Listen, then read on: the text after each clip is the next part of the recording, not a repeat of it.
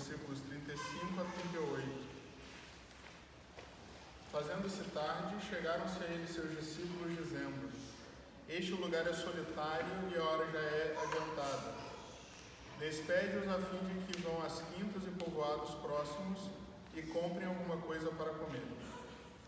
Ele respondeu-lhes: Dai-lhes vós de comer. Eles disseram: Iremos, pois, com 200 dinheiros comprar pão para lhe darmos de comer? Jesus perguntou-lhes: Quantos pães tendes vós? E de ver.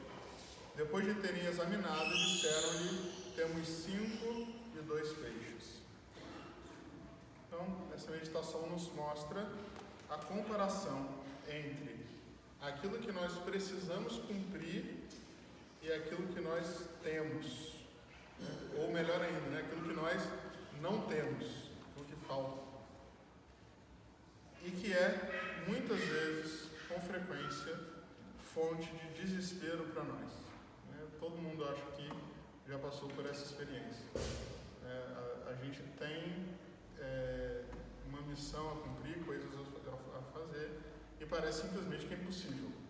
A gente está diante de algo que não é desproporcional, aquilo que a gente tem para aquilo que nos é pedido.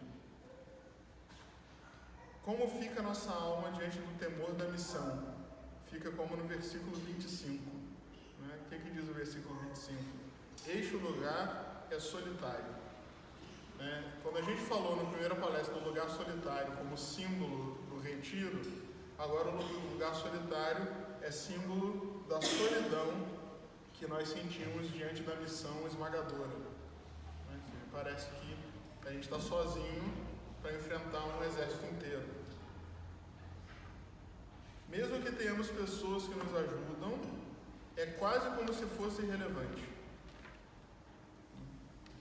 Por mais que tenha marido, por mais que tenha filho mais velho, que pode ajudar, que tenha o que hoje se chama de rede de apoio, ou qualquer coisa do gênero, sempre tem aqueles momentos em que parece que isso tudo é irrelevante, que está tudo nas nossas costas.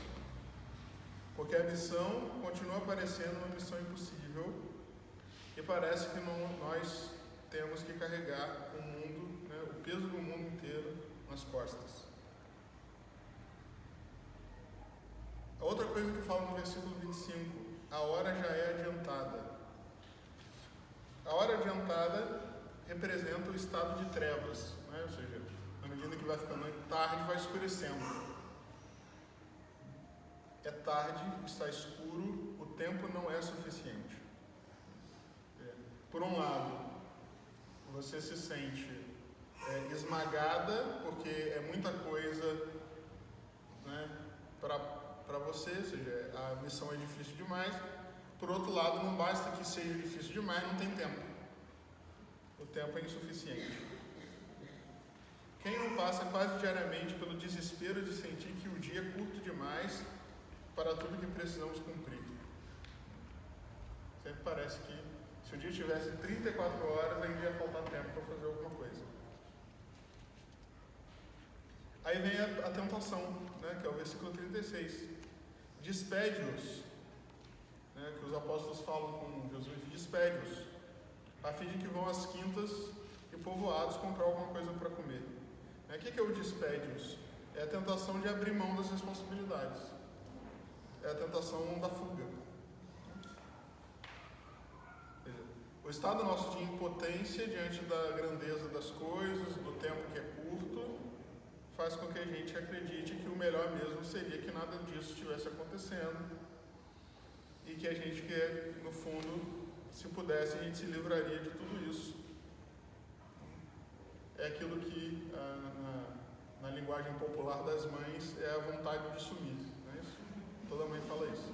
Vontade de sumir, vontade de desaparecer. O que é a vontade de sumir? É a vontade de fugir, não é isso? Vontade de sumir. É o despede-os. É isso que os apóstolos estavam falando, manda esse pessoal embora, porque não dá, não tem como. Só que é uma vontade de sumir que fica só na vontade, Dá para sumir? Não dá para sumir. Dá para despedir? Às vezes dá vontade de despedir. Não dá para despedir, Vai despedir os filhos, o marido. Aí Nosso Senhor, né, ele dá aquela resposta básica, né, que todo mundo já sabe, mas que ninguém quer ouvir. O que Jesus fala? Não, dá-lhes voz de comer. Eles falam, olha, é impossível, a missão é grande demais, está tarde, o que a gente faz? Aí Jesus fala o óbvio, vocês se viram, dá de comer. Engraçado, Jesus podia até falar assim, não, pode deixar que eu resolvo. Ele até vai multiplicar os pães, a gente vai meditar isso depois. Mas ele não fala que é ele que vai resolver. Ele fala, vocês que têm que resolver. A gente não pode deixar de cumprir aquilo que pertence a nós. A gente não pode querer que outra pessoa carregue a cruz que é a nossa cruz. Nem Cristo. A gente vai ver que Cristo, ele faz com que seja possível que a gente carregue a nossa cruz. Mas ele não vai simplesmente tirar a cruz das nossas costas, né, para a gente ficar bem. A gente não é criança. Né? Se seu filho está carregando um peso muito grande e ele é criança, a gente entende que você vai lá e carregue para ele. Só que se você fizer isso para sempre, o que vai acontecer? Ele não vai ser educado, né? Então Deus não faz isso. Talvez ele faça isso no início da nossa conversão, quando a gente está precisando de consolo espiritual, como diz São Paulo, quando a gente ainda está no leite materno. Mas na medida que a gente vai crescendo, cada vez mais ele exige que o nosso peso seja maior. Diante da resposta de Cristo, né, a nossa atitude natural é apresentar ao Senhor nossa incapacidade. Os apóstolos, eles não ficam brigando com Jesus, mas eles argumentam racionalmente. Eles dizem, olha, nem com 200 dinheiros, né, o dinheiro aqui é o denário, que era o dinheiro equivalente a um dia de serviço. Então 200 denários é mais ou menos quase, né, ou seja, é muito mais da metade do ano, né, sobretudo se você considera que sábado eles não trabalhavam, então, e tinha os dias de festa, que era feriado, etc. Entendeu? Nem quase um ano de trabalho era suficiente para alimentar esse povo todo. Senhor, não temos dinheiro para dar de comer a essa multidão. É o que a gente faz, gente. Quando a gente se desespera e a gente apresenta ao Senhor a nossa incapacidade, não é que a gente está doido, é o lógico mesmo. Senhor, a gente não tem capacidade de fazer isso. Não é que você está arrumando desculpa quando você se desespera na correria do dia a dia, porque de fato é assim mesmo. Senhor, não tenho. Bom, a cruz é pesada demais. Não tenho dinheiro. Esse não ter dinheiro aqui, claro, são os meios, né? Eu não tenho os meios que eu precisaria para cumprir tudo aquilo que o Senhor está me pedindo, no tempo que o Senhor está me pedindo. E aí Nosso Senhor pergunta uma coisa curiosa, né? Então tá bom, você não tem dinheiro, mas e pães, quanto que vocês têm? Não é São Marcos que fala, é um outro evangelista que fala que na verdade os apóstolos não tinham pão nenhum, né? Um moleque lá no meio da multidão tinha 5 pães e 2 peixes. Eu não sei quanto tempo os apóstolos ficaram procurando. Sei que Santo André apareceu com uma criança e falou assim, olha, esse menino aqui, né, parece piada, né? Porque nem precisava ele mostrar para Jesus o que você vai fazer com 5 pães e 2 peixes. Ele mesmo fala isso, Senhor, olha, tem um menino que tem 5 pães e 2 peixes, mas o que é isso para tanta gente? Mas Nosso Senhor quer saber. Nosso Senhor pergunta para nós, né? Você pode não ter os 200 denários para resolver todos os problemas, mas você pode ter 5 pães e 2 peixes. É isso que Cristo quer que você apresente. Senhor, olha, eu não consigo fazer tudo que eu queria fazer, que o Senhor me pede, mas isso aqui eu consigo. E é interessante que é uma criança que apresenta os 5 pães e 2 peixes, porque no fundo a gente só consegue apresentar isso se a gente tiver esse espírito de criança, né? Talvez aquela criança não tivesse noção de quantidade e ela achasse que ela ia resolver a fome de todo mundo, né? Talvez o menino foi atrás de um apóstolo lá e falou assim, olha aqui, eu tenho a comida que vocês estão procurando.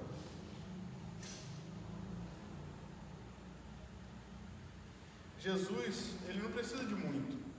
E Jesus, ele não pede aquilo que a gente não pode oferecer. Ele manda a gente cumprir uma missão que a gente não consegue. Mas ele pede da nossa parte o esforço que a gente consegue dar. A parte que a gente consegue dar. Ele pede o nosso pouco, o nosso quase nada. Basta o nosso quase nada para ele fazer tudo. Só que, engraçado, né? 5 pães e 2 peixes não é nada para 5.000 pessoas, mas era tudo que tinha aquela criança, né? Ainda mais uma criança que é um ser, um bicho egoísta por natureza.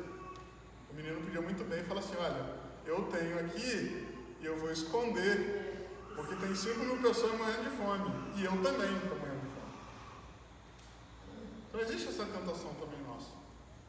A gente sabe que tem alguma coisa para oferecer, só que a gente não quer abrir mão daquilo.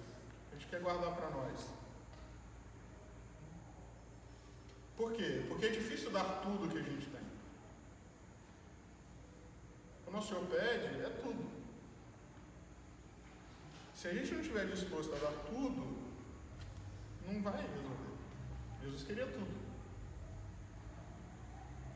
Se não tomamos a iniciativa de dar ao Senhor os poucos pães e peixes, né, a gente vai continuar justificando que o problema é que a gente não tem 200 denários. Era muito fácil os apóstolos virarem para o pessoal e falar assim: vai todo mundo embora para casa. Mas a gente vai morrer de fome pelo caminho. Não quero saber, eu não tenho 200 denários. Nem seria, digamos, errado. Não tenho dinheiro, não posso fazer nada. O que acontece com a gente é isso. Às vezes, a gente tem os 5 pães e 2 peixes, mas não tem os 200 denários. Aí Deus pede para nós tudo que a gente tem. E a gente não dá tudo, porque a gente não tem mais do que a gente gostaria de ter. Então, né, em vez de eu dar os 5 pães, eu fico reclamando que eu não tenho 200 denários. Isso é o tempo todo.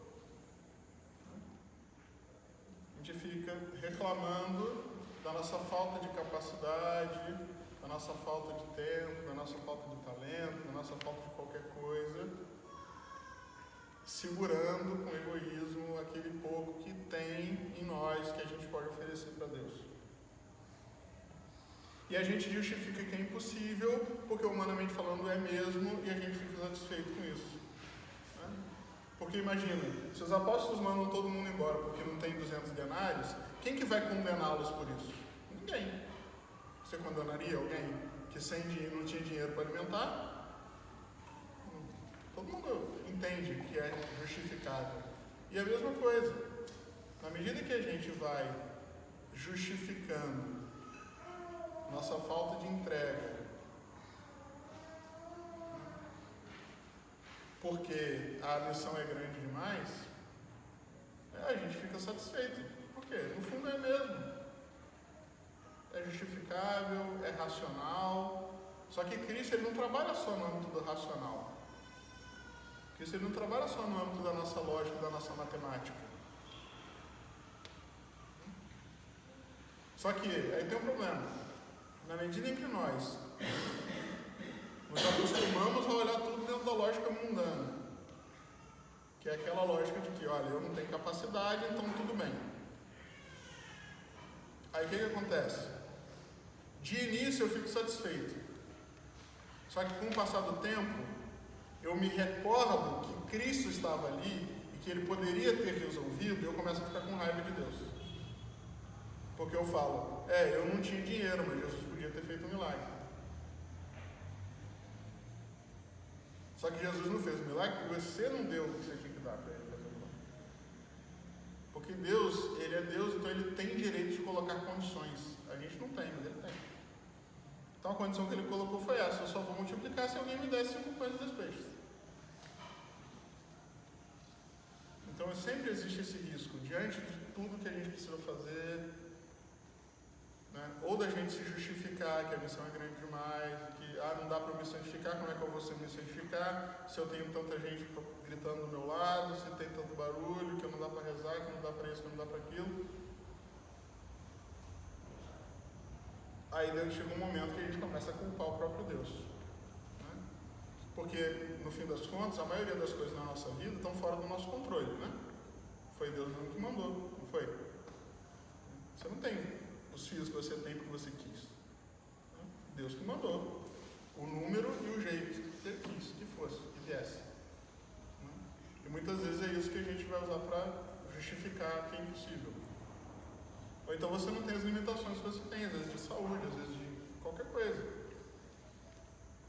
Então, olha só, da lógica humana que justifica o nosso, ou seja, nossa tentação de fuga, rapidamente a gente passa para uma lógica de condenação do próprio Deus. É igual ao pecado original. Deus pergunta para Adão: por que você está escondido? Estou escondido, né, por causa da fruta que a gente comeu, etc. Né? E por que você fez isso? Não, por causa da mulher que o Senhor me deu. Rapidamente ele dá um jeito de Deus ser o culpado do pecado dele. Ou então a gente faz igual Eva, né? Bota a culpa no diabo. Ah, não, é a serpente que me enganou. Ninguém tem culpa, né? É Deus ou o diabo, sempre. Então, né, o intuito da meditação hoje não é nem virar para vocês e falar assim: olha, vocês reclamam demais, que a vida é muito fácil. Que não é, a gente sabe que não é. A vida de vocês é isso: é alimentar 5.000 pessoas com 5 coisas das peixes. É um negócio, humanamente falando, impossível, complicado, difícil, que justificável qualquer vontade de subir e desaparecer de qualquer outra coisa. Mas ao mesmo tempo é uma missão dada por Deus, em que Cristo está do lado e que Cristo pede alguma coisa. Então, só que esse alguma coisa que Cristo pede é tudo. Então, ou eu dou tudo, ou eu não consigo nada. E se eu não estiver disposto a dar tudo, eu vou dar um jeito de justificar. E eu vou ficar satisfeito por um tempo, até o momento em que eu não vou ficar mais em paz com Deus, porque Ele vai ser o culpado. É claro que aqui não é nenhum spoiler saber que Jesus vai resolver o problema, né? Mas a gente deixa para meditar isso amanhã.